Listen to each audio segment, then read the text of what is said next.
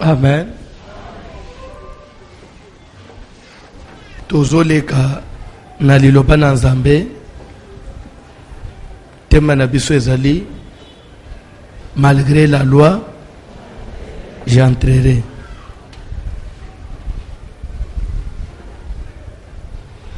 Nazalaki quelque part dans une réunion lelo le nazobima namoni ba journaliste moko bazolandanga. Oh papa, vraiment tozoluka yo vraiment kozwa yo passe mais yeba que malgré la loi on entrera. Amen. Kola pambula yo. Donc mutu na mutu zo ngope na ndenge na ye. Toza na sous-point oyo ezolobe le changement ya identité bipa yo api Nzambe azoloba na Jacob bakobenga yo lisusu Jacob te bakobenga yo Israël parce que tu as lutté avec Dieu et tu as lutté avec les hommes et tu as été vainqueur. Comme pour dire que ce qui Jacob a zoua ki o yazala ki koluka nini abanda ki koluka ezala ki bénédiction. Bible ezoloba ke butu moko abunda ki avec un homme qui ne pene tongwe tana mutwana sali tout akende Jacob pa sali tout akangiye kaka kino mutwana déclaré metika ngai Jacob tongwe linge tana ngai natanela ka tongo te. Jacob yebisiye na kotika yo te sans que tu m'aies béni. C'est que Jacob était à la recherche d'une bénédiction. Et Jourouana, je ne sais pas par quelle révélation, il avait compris que bénédiction à Luka Mbula Nambula et pas Moutouan. Nde akangi Moutouan à lobi oko kendete sans que tu m'aies béni. Nde kwa na ibisiye kombo na Yonan. Albi kombo na nga Jacob. Bakubengo su Jacob te, bakubengo Israël. Parce que obunji na Nzambe pe obunji na batolongi. Amen. Nazan a besoin de comprendre une chose.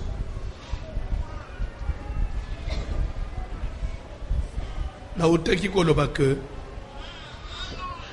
Bible yango moko ezoloba mutoko bunda na Nzambe talonga yi. Mais awa Nzambe zo bana Jacob obunji na Nzambe olongi. C'est comme si Nzambe pe balonga kaye. Oui ou non? Selon verset, selon contexte à Jacob, c'est comme si Nzambe pe babunda kana yepe basalenine. Quand on dit que tu as lutté, lutter ça veut dire combattre. En tout cas, le dictionnaire le combattre. Na lingale ko bunda. Obundi. Bitumba. Donc yo na Nzambe bobundi pe olongi Nzambe. Ah bon? Nzambe pe balonga kaye. Alo banani bakolonga ye. Ndoki akolonga Nzambe te. Satan akolonga Nzambe te. Mais mwana na Nzambe akolonga Nzambe. Comment?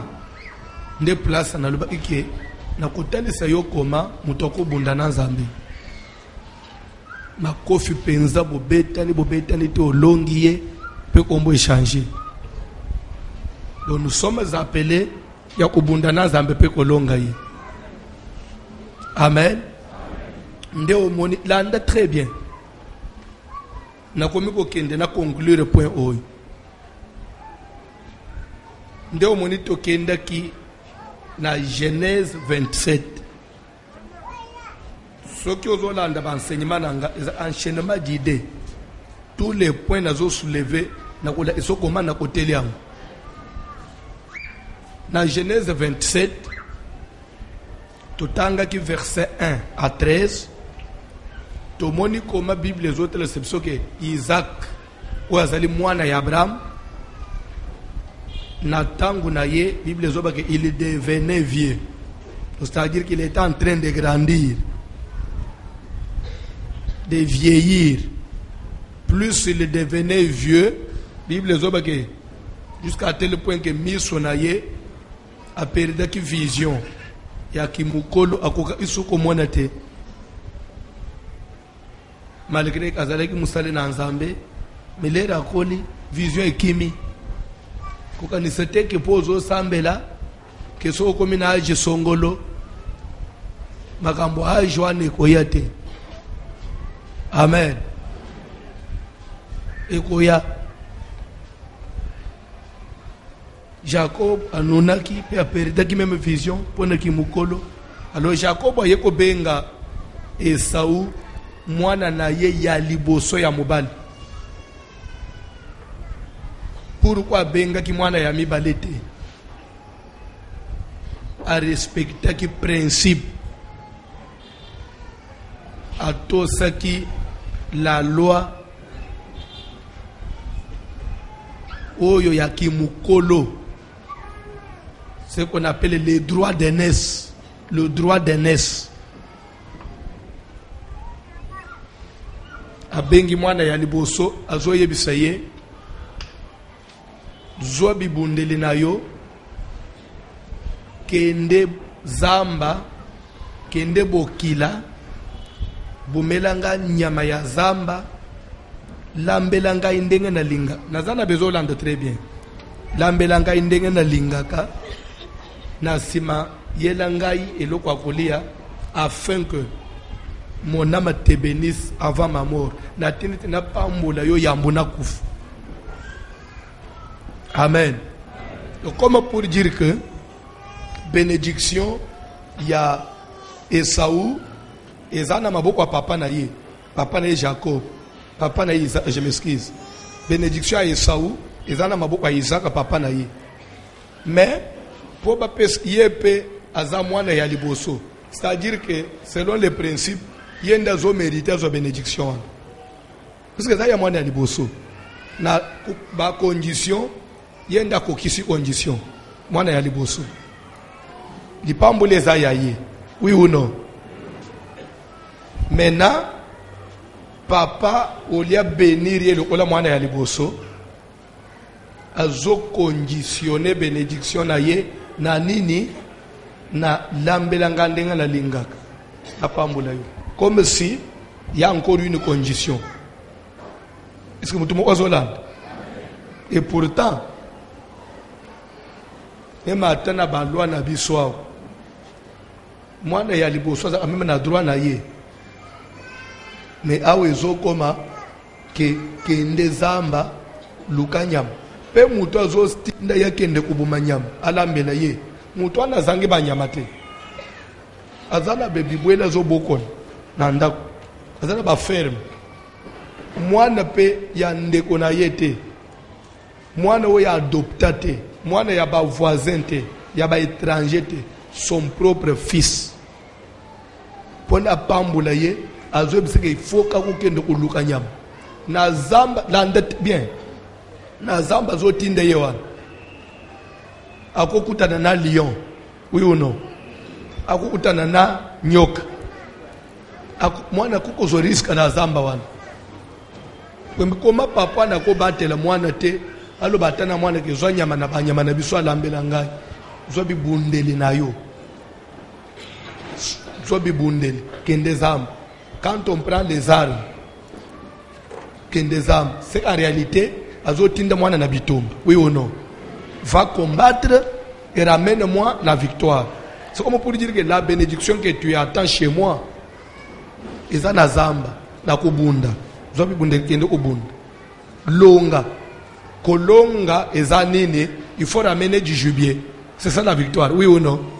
Ce que moi na kei na bibunde la zongi mabo opamba akupambula mate il faut ça le topo manyama na zamba et c'est ce qui a fait que même les kende ka umela parce qu'il fallait seulement trouver pour être béni il fallait trouver Zolanda. Mais papa nanga moko Pour pambola ngai, akuzo conditionné. C'est tout un enseignement. Kola pambola bin. Ce qui au comprendre le contexte où il y a likambo ya Isaac na Jacob, c'est que au comprendre makambo na Nzambe nyonso. Bazo tangela nga verset mu kwa Bible wana totelemi biso nyonso.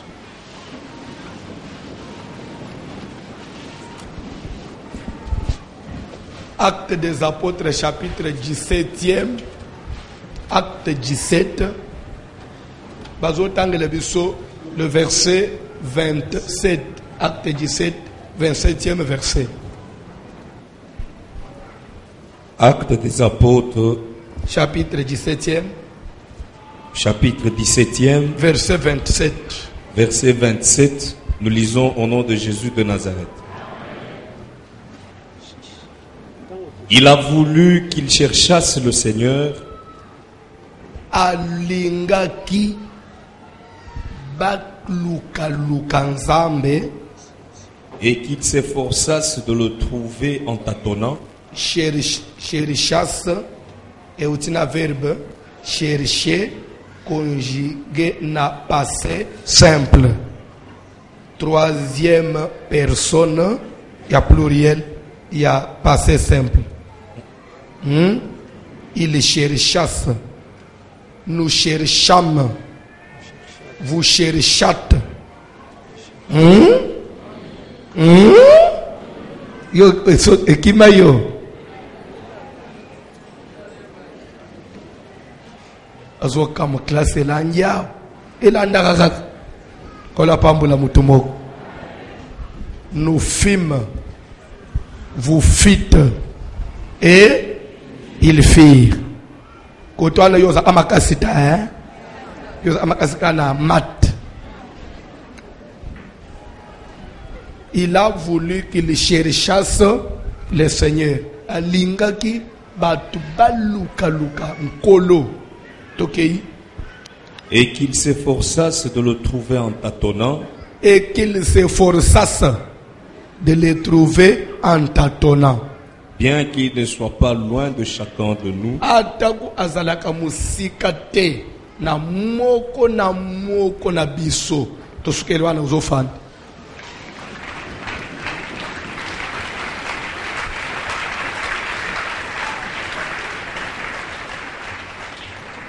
Amen.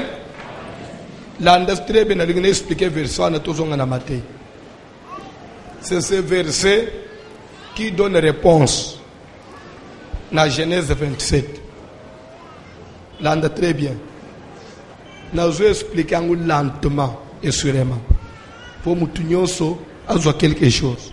Pour comprendre même makambo na Nzambe pour nini les abou. Quand on dit il a voulu, il Ezanan, c'est le Seigneur. Eza Dieu. Vous comprenez? Nzambe. Voulu, ezali du verbe vouloir, volonté. Vous comprenez? Vous comprenez? C'est comme pour dire que Dieu a voulu, donc volonté dans Nzambe. O Nzamba linga. Nzambe a lingi. Amen. Tout le monde on a passé. Tout ce qu'on a présent. Il veut. Amen. Que les hommes les cherchent. Donc la volonté de Dieu, c'est que Dieu veut. C'est que Moutoua Salanin a loukaye peut à s'efforcer na trouver. Elingi olobanin. Elingi olobage Nzambe akamati makambu na Nzambe. Olia tika ngubo yumutunyo so ayazui afiniki yangu. Abombi yangu. Pe atiki batu basa l'effort ti ba retrouver place abombi yangu. Vous comprenez? Nzamba kamati. Donc c'est pourquoi aux hommes même Bible au lieu de la Bible les ala polele boy bakanisi ba chango parabole ba verrouiller. Vous comprenez?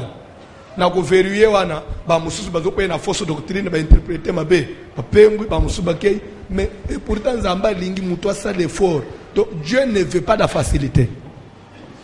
Dieu veut que chacun fournisse des efforts pour arriver à pour trouver sa réponse. Amen. Je disais ceci. Dieu n'aime pas la facilité.